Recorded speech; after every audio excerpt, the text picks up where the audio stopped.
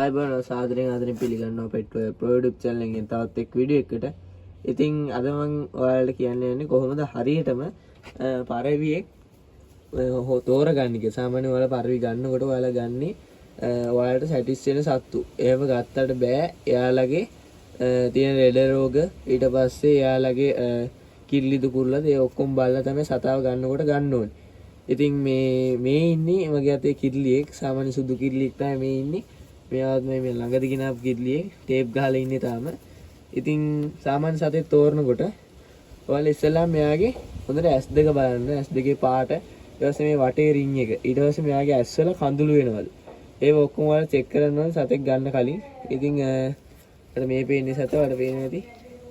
Check කරන්න ඕනේ මෙන්න මේ S2 වටේට කඳුළු වෙනවද කියලා.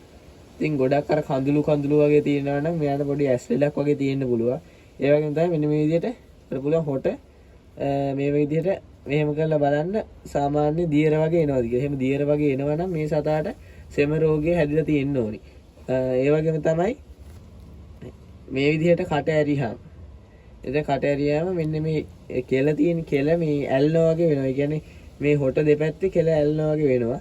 එතකොටත් එයාට සෙම කියලා අපිට හොයාගන්න ලේසි. ඒ වගේම තමයි ඔයාලගේ තටු. සාමාන්‍ය පරිවියෙක්ගේ තටු හොඳට බලන්න ඕනේ පරිවියෙක් ගන්නකොට. සාමාන්‍ය තටු මේ තට්ට තියෙන්න ඕනේ හරියටම මෙන්න මේ සතාගේ පෙන්ද ගාවට. ඉතින් ඒ වගේ තමයි සුපිරි සතෙක් හොරගන්න ඕනේ. ඉතින් මේ තියෙන්නේ පේනවා මෙයාගේ පෙන්ද ගාවට තියෙන තටු. තමයි හොඳ දිග සතෙක් වලට පේනවා ඇති. සාමාන්‍යයෙන් කටු ලෙඩේ තියෙනවා නම් මේ විදිහට මෙතන කට්ට පෑදිලා තියෙනවා. මෙයාගේ නෑ වලට පේනවා ඇති. මෙතන මේ විදිහට කට්ට පෑදිලා තියෙනවා. කට්ටක් තියෙනවා මෙතන. රෝස පාට කට්ට පෑදිලා තියෙනවා. සාමාන්‍යයෙන් යාට කටුලෙටේ වැල්දිලා. ඉතින් එහෙමත් නැත්නම් හොඳට අංග සම්පූර්ණ සතෙක් වෙන්න ඕන සතා. ඒ වගේම තමයි මෙන්න මේ විදිහට මෙහෙම කරාම මෙන්න මේ ඇඟිල්ල අතර මේ විදිහට හොට තිබ්බහම දැන් මෙහෙම කරාම මේ හොට අතර හිඩසක් එන්න බෑ. එහෙම හොටසක් එන්නේ කියන්නේ සුපිරිම සතෙක්. අර සාමාන්‍යයෙන් මෙහෙම සතු තින්නෝ කනාවට මේ එහෙම තිබ්බේ නැතුණත් හොඳට උඩ යන ඒ අර සාමාන්‍ය හොඳ සත්තුන්ගේ බහින පැටව තමයි එහෙම වෙන්නේ. සාමාන්‍ය සතෙක් ගන්නකොට එහෙම සත්තු බලලා තමයි අපි ගන්න ඕනේ. ඒ වගේම තමයි මෙයාලගේ පෙන්ද ගත්තොත් එහෙම පෙන්ද තටු කියන්න ඕනේ. ඒ කියන්නේ සාමාන්‍යයෙන් තටු අඩුයි නම් සතු නිකන් ගෙවිලා වගේ තියෙනවනම් සතා පොඩ්ඩක් මේ ඒ කියන්නේ මේ පරණ සතෙක්. ඒ කියන්නේ සාමාන්‍ය පරණ සතෙක් කියන්නේ මේ වැඩි උඩ ගියපු සතෙක් කියන එක නෙමෙයි. ඒකෙන් අදහස් වෙන්නේ. ඒ කියන්නේ මේකේ මැක්කෝ කියන જાතියක් ඉන්න මේ පරවින් ගෑන්ගේ. එයාලා මේ තටු කාලා තියෙන්න පුළුවන්. දැන් මෙයාගේ එහෙම ගන්නවට වෙන්නේ නැති මේක තටු වලත් එහෙම වෙන්න පුළුවන්. මේ තටු වලත් එහෙම නැහැ. ඔයාලට බලා ගන්න පුළුවන්. මේ තටු වලත් එහෙම කිසිම ප්‍රශ්නයක් නැහැ. ඉතින් මේ වෙනේදී මේ හොට හොඳට බලන්න. මේ දේ සුපිරි සතෙක් තෝරගන්න ඕනේ තෝරගන්න. ඊළඟ කාරණාව තමයි මෙයාලගේ කිරිලි කුරුල්ල හොඳට තෝරගන්න ඕනේ. ඔයාලා සතෙක් ගන්නකොට. සාමාන්‍ය කිරිලි කුරුල්ල තෝරද්දී ඒකේ පෙයර් දාලා ඉන්න පුළුවන්. සාමාන්‍ය සත්තු කඩේකින් ගන්න ඕන, ගෙදරකින් ගන්න ඕන. සාමාන්‍ය අපි ටයිමින් සත්තු ගෙදරකින් ගන්න ඕන. අපි සාමාන්‍යයෙන් කටේ විශ්වාසයට. එහෙම නැත්තම් එයා කියන එකේ එයාගේ විශ්වාසයට තමයි අපි සතාව ගන්නෙ. සාමාන්‍ය සත්තු කඩේකින් ගන්නවා අපි හොඳට මේ විදිහට චෙක් කරලා බලලා සත්තු ගන්න ඕනේ. ඉතින් සමහර බයස්ලත් ඉන්නවා නිකන් සත්තු අරයි යනවා. ඒ වගේම තමයි තව කට්ටිය ඉන්නවා මේ සත්තු ලෙඩ තිබිලත් ගෙවල් වල හදලත් ලෙඩ තිබිලා සත්තු විකුණන ලෙඩ හැදුනම සත්තු විකුණනවා. එහෙම තැන් වලින් පරිස්සම් වෙලා සත්තු ගන්න ඕනේ. බලලා හරියට බලලා සත්තු ගන්න ඕනේ ගන්නකොට. ඉතින් මම දැන් මේ අරන් දින සත්තු කඩේකේ මේ සතා නම් හොඳට ඉන්නවා. සුපිරි සතෙක් මෙයා කිරිලි සතෙක්. ඔයාලට බලා ගන්න පුළුවන්.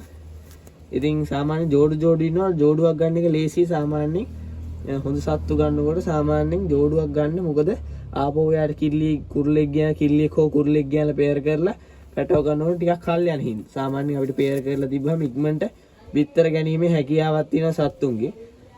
ඉතින් මේ විදිහට තමයි සතා බලා ගන්න පුළුවන් වෙන්නේ. ඒ වගේම මෙයාගේ කකුල් බලන්න ඕනේ. ඉතින් මම කකුල් පෙන්නන්න. මෙයාගේ මේස් වගේ තියෙනවා. මේ කකුල් මෙන්න මේ නියපොතු කළු පාට වෙලා කටු බාලලා තියෙන සාමාන්‍යයෙන් කොමන් සත්තු විදිහට තමයි අපි සලකන්නේ. මේ වගේ මේ කළු වෙලා තියෙන සාමාන්‍ය කොමන් සත්තු ගොඩක් අයගේ මේ කළු පාට. සමහර ඉන්නවා මෙන්න මේ මුල් කකුලම කළු පාටයි. එහෙමයි නම් කොමන් සත්තු විදිහට තමයි සලකන්නේ. සාමාන්‍ය හොඳ සත්තුත් ඉන්නවා.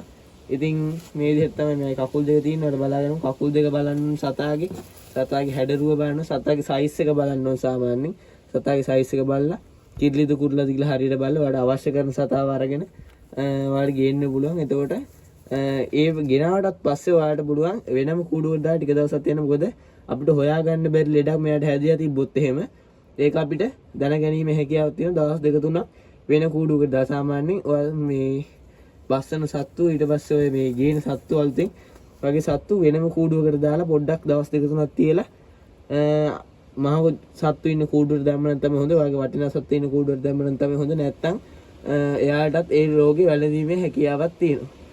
ඉතින් මේ විදිහට තමයි අද මේ පරිවේක හරියට බලන විදිය අරන් ආවේ. මෙයාලගේ ටයිමින් එක නම් ඉතින් ගෙනල්ලා තමයි බාන්න ඉන්නේ. මොකද අපිට ගෙදරකින් ගන්න ඕන එලවලා බලලා ගන්න පුළුවන් වැඩිනාකම වැඩි සතෙක් ගන්න ඕන. සාමාන්‍ය කඩකින් වන්න ගන්න ඕන ඉතින් එලවලා බලලා දෙන්නේ නැහැ. සාමාන්‍යයෙන් ඉතින් අපිට ගිහිල්ලා සතාගේ හැඩරුව බලලා සෙට් වෙන සතෙක් ඉන්නවන් තමයි ගන්න ඕනේ. ඉතින් මේ විදිහට තමයි අද වීඩියෝ එක අරන් ආවේ. එහෙනම් ගිහින් එන්න මේවා සතුරු කරන Pet World Pro